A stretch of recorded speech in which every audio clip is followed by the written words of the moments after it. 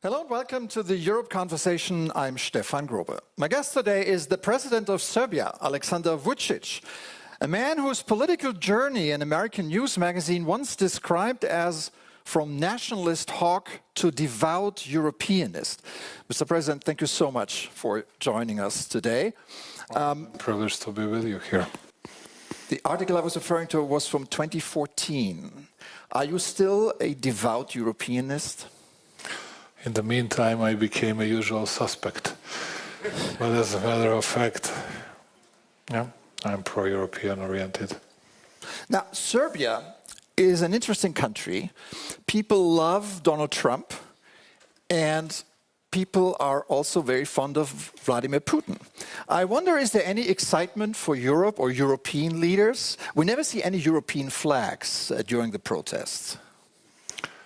I'm not a leader of protests, at least, but there is a very rational explanation for that. First of all, Serbs, they have always been pro-Republican oriented, speaking about United States elections, because we believe that we suffered a lot from democratic administration in 1999 and even after that. And that's why people very much welcomed President Trump's victory, and it's very obvious that he has a very large scale of popularity in my country. At the same time, Russia has been a traditional ally of Serbia for not many decades, but for centuries, and that's another reason. Speaking about European leader, people are still very rational, and they think that EU path is the best way and the best path for Serbia in the future. But speaking about the leaders, yeah, I believe that people in my country, they do respect the President Costa, Ursula von der Leyen as a commissioner leader, particularly because of different behavior comparing to all the others, because she was visiting twice or even three times, not only Belgrade, but the other areas, southern part of Serbia, which is a very rare case. That's what our people really respect. I cannot make comparison in popularity, but if you ask people, there is a still majority of people that would like to join the European Union. Do you fear that Serbia becomes another Turkey, dwelling in the European waiting room forever? Serbia didn't open any single chapter, any single cluster in the last 3.5 years. It very much coincides with the fact that at that time war in Ukraine started. And we were the only country that did not impose sanctions against Russia, although we have always been very supportive to territorial integrity of Ukraine, to UN Charter, to UN resolutions.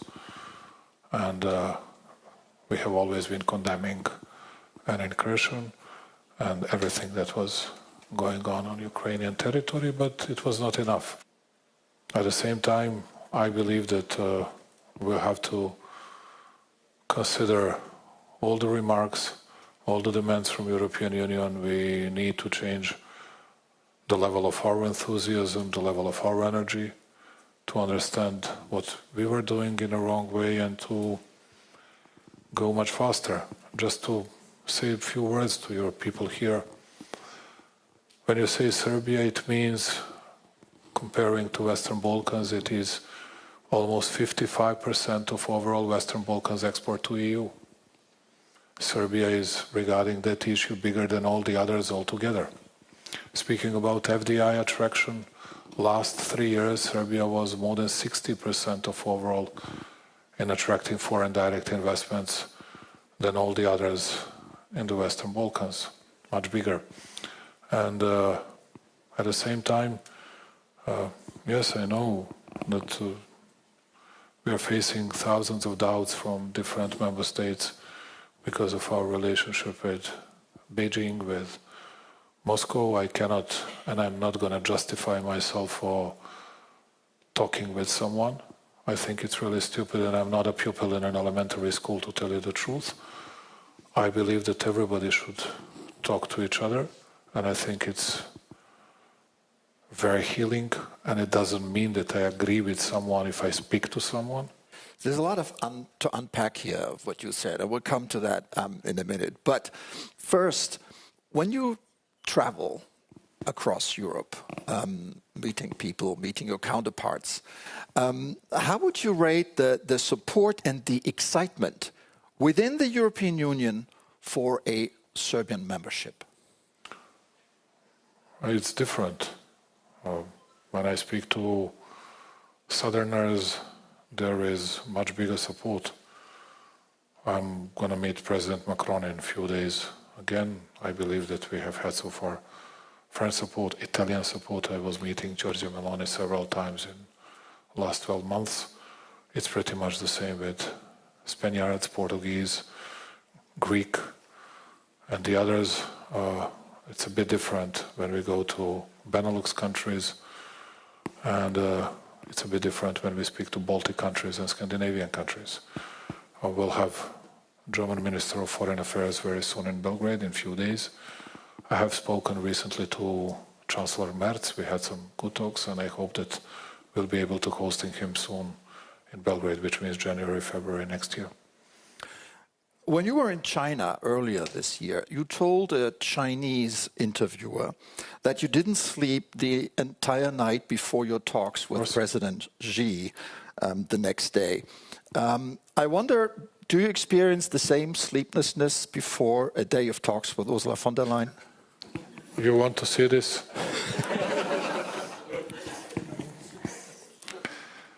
I'm not a witty person at all. I believe that I'm, at least from time to time, too serious and very responsible. Yes, I cannot overcome this type of jitters, never ever. And I do a lot of preparations. And I was doing a lot of preparations last night for my meeting with Antonio Costa, and I do my best to analyze, to scrutinize everything, to learn by heart what is necessary, and I'm not ashamed to say this. And from time to time I act as a student, because I believe that I should be well prepared and at least not to be surprised in any kind of discussion I might have. And this is not going to be changed, and I believe in speaking to Chinese president. It's a great opportunity for the leader, small guy from a very proud country that might deliver messages that he needs. And it's the same when I speak to Ursula, it's the same when I speak to Antonio. I know them, and I met them more times than I was meeting President Xi, but that's how it goes. Let's talk about foreign policy, a topic you're at loggerheads with the European Union. You have repeatedly supported Ukraine's territorial integrity, even saying that Crimea and Donbas are and will always be part of Ukraine. Yet you oppose the EU's anti-Russian sanctions. Why? I do not oppose. We are not an EU member state. I cannot do anything on this. I cannot influence it. But I can tell you, no, I would support them once you're in the EU. Tell you, but we are not a member of EU. But we were not. Nobody asked us about anything. They just tell us you have to align with it. We were under sanctions for many years, and it actually harmed ordinary people. It has always been the case, and it did not bring the very best result. And I have some doubts about the outcome of huge sanction packages that were imposed against Russia in the last 3.5 or 4 years, whatever. And but we had no influence on that. Speaking about Ukrainian territorial integrity, it means that we observe UN Charter,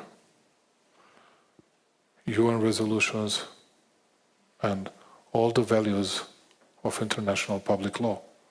That's how it goes. That's the way we protect our territorial integrity.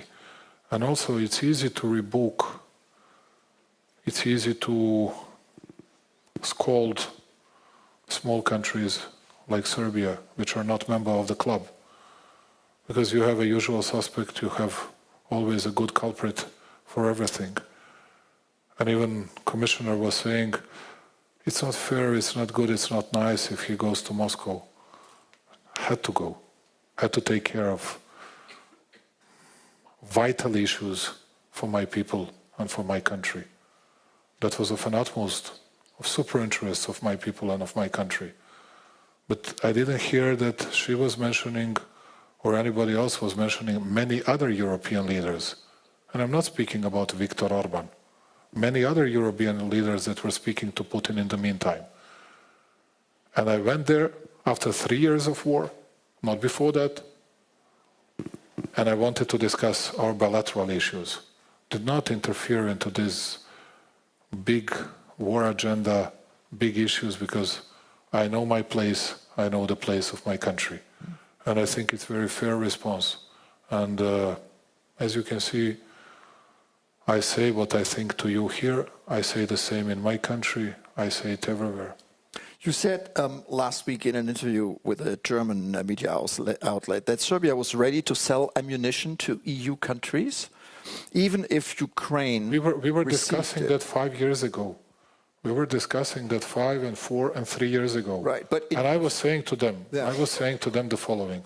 Here's the story. We are able to produce, let's say, 155 to 160,000 of different type of shells. Mortar shells, 60 millimeters, 80, 81, 82 millimeters, both Soviet NATO calibers, 120 millimeters, from all howitzer shells, 155, 152, tank, rocket artillery shells, 122, 128, whatever millimeters, which is still equal or a bit more than France. And I said to them, we have 30,000 people that are dependent on our ability to sell this ammunition to someone. Now it's a good market. Whatever we produce, we can sell it. But when we sell it, then we got, but no one mentioned that here, because it didn't fit to their story. We got 2 very strong statements from Russian foreign intelligence against Serbia and myself, because they found some shells on Ukrainian side. Is that why you halted the exports in June? That was one of the reasons, because we didn't want to arm up any war infections. But now we have a problem, because we need to sell it to someone, and we'll sell it to whomever we can in order to earn some money, but we'll try to take care and not to see that ammunition in that war zone. But it happens from time to time. At the end, we'll have to pay our workers. Okay. So we've heard... Tell me, is there something that is not rational? No, absolutely. I'm not saying you're irrational, but I just wonder, what is the change of heart? When in June you banned the exports, and now you're saying we're ready to... It's not a change. We need to survive. I'm not saying that we are going to give it to Russians or to Ukrainians. I say that we need to sell it to someone in the world. Okay. Speaking of survival, your country was once seen as a front runner in the race of EU membership. Before the war in Ukraine. Before the war in Ukraine. But Yes. now the EU Commission is saying there's a backsliding of the rule of law in Serbia, insufficient reform, no detectable it's not seen in reports. progress. Now, my question is the EU too harsh on Serbia? I would like to say that, but I promised myself not to do it. Yes, I do my best to keep my word. They asked me to change my narrative, otherwise I would say so. But I'm not going to do it. It means that now let me use this great, even Euronews bureaucratic language. And you can see that I'm still able to learn it. Serbia is very much committed to its EU path and will take it in a very serious and responsible way. All the remarks, all the demands from EU partners, and considering it will change our attitudes and our stances on different issues and will improve our behavior in the future, and we hope that the European Union will notice it. Thank you very much. This is how it goes. EU Commissioner Kos said that that Serbia has too much presidential power, and that everything that's an issue. Everything about enlargement is done by the president, and that's bad. What do you say? What do you say to that? Fully agree with her.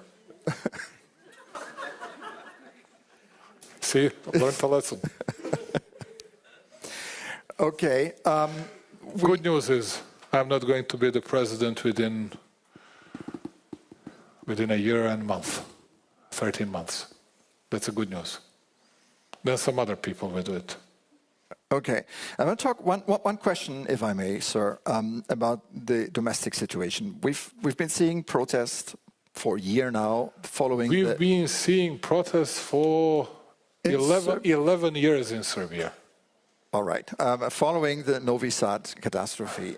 Yes. My question is, are you worried that things might get out of hand, that there is an escalation of the protests? And also, if I may, do you think that the country is changing faster than you have thought? Our country, I'm amazed with the changes that we provided. You, dear Stefan, come to Belgrade. You wouldn't recognize the city, not from your own experience, but not even from the photos you've seen. Each time, let's say, my friend Mario David is coming to Belgrade, he has to realize and to acknowledge that he hasn't seen such a big improvement and changes almost in any other country, not only in our region. According to IMF anticipation, Serbia is going to have the biggest growth rate almost in an entire Europe in the next 4 years. Speaking about protests, I was facing protests since I became the Prime Minister in 2014. Before that, I was Deputy Prime Minister for 2 years. Since then, we had maybe altogether 6 months without protests. But even having in mind all this stuff, we were progressing well with good growth rates. Also, need to tell you one thing. When I became the Prime Minister, public debt, just to see how disciplined we were, public debt to GDP ratio in Serbia was 79%. Now it's 43%, twice less than average European public debt to GDP ratio. Yeah. And for the first time in our history, and the only country in an entire region, we got an investment grade from Fitch, and we are getting it from Standard as well, and I believe within 6 months from Moody's as well. It speaks for itself. And speaking about the report, you see everything about economy and fiscal and financial stability. Great grades, great marks, which is of an utmost importance for the people, for the citizens. And I really mean now, put my jokes aside, I really mean that we need many things to do regarding rule of law. I'm very ready to participate in that process, or at least to be helpful to the government. And I think that Serbia has long legs, and that we can overtake all the front runners of today, and that we can join the European Union relatively soon. Aleksandar Vučić, President of Serbia, thank you so much for coming on the show today. Thanks a lot. Thank you.